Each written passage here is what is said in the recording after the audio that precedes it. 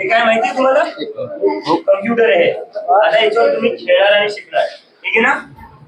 आणि मी स्वतः येते आठवड्यात एक दोनदा मी स्वतः तुम्हाला तुमच्यासोबत हे शिकेल मी आणि तुम्हाला शिकवेल, ठीक आहे ना? आवडले हे? आता काकांना थँक्यू म्हणा. काकांनी दिलं आपल्याला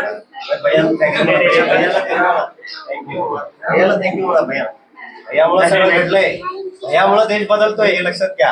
आपल्याला त्याला फक्त सपोर्ट करायचा आहे. इकडे इकडे तोंड करा.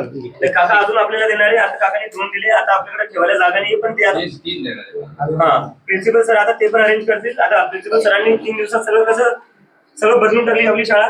तर असे प्रिन्सिपल सरांसारखे काकांसारखे आता खूप लोक आपल्याला मदत करणार आहेत आणि तुम्हाला आता सगळ्या सुविधा भेटतील, ठीक आहे? असं इकडे बघा, इकडे इकडे इकडे बघा. चला आता पाहायला फक्त की अभिजित शिके सध्या विद्यार्थ्यांशी संवाद साधतायत आणि अभिजित पे या ठिकाणी आता अनेक शाळांना असं सगळे असं असं असं करा सगळे.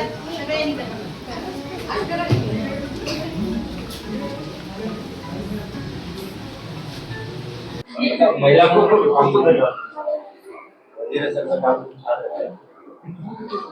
भैया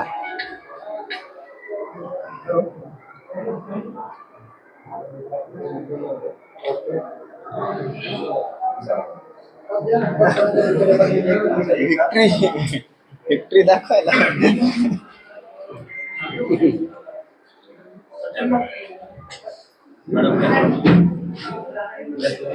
नाही आपल्या सर्वांचं पुन्हा एकदा आमची शाळा म्हणजे आभार व्यक्त करते. असेच दाते, अशीच लोक आम्हाला पाहिजेत. आम्ही सरकारी यंत्रणा आम्ही भरपूर काम करायला तयार आहोत. थोडीशा मदतीची आम्हाला गरज आहे. ही जर मदत मिळाली तर आम्ही नक्कीच प्रयत्न करू. आम्ही श्रम वेळ किती लागेल ते आमच्याकडून आम्ही देऊ, पण तुमच्या सगळ्यांची थोडीशी मदतीची गरज आहे. आपली शाळा नक्कीच आमच्या शाळेला मदत होईल अशी अपेक्षा व्यक्त करतो. आपली शाळा आपलं मंदिर बनवतात.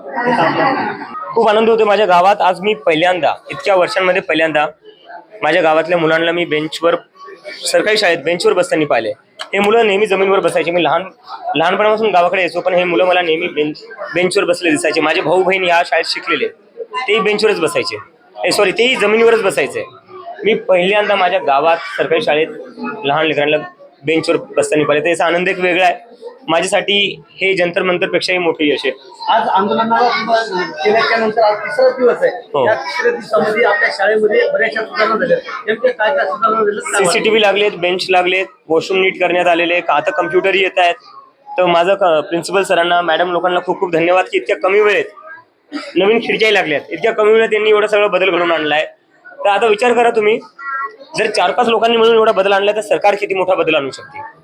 गरज आहे फक्त लक्ष द्यायची. तर लक्ष दिलं पाहिजे ह्या लहान लेकरांकडे जे ग्रामीण भागात शिकतायत. गरज दिलं पाहिजे ह्या गावांमध्ये जिथं मुलांना सुविधा भेटत नाही. त्याच्यावर जर लक्ष दिलं तर आपला देश नक्कीच विकसित होईल. धन्यवाद.